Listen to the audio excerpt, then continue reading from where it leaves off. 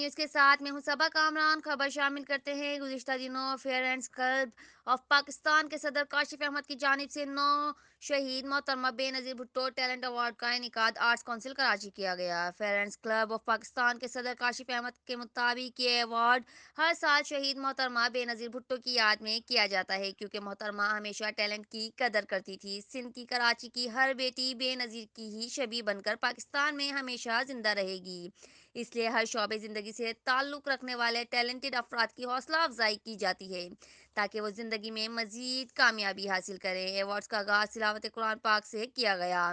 اس کے بعد نعت رسول صلی اللہ علیہ وسلم پیش کی گئی۔ حضرت علی رضی اللہ تعالیٰ عنہ شیر خدا کی منقبت بھی پیش کی گئی۔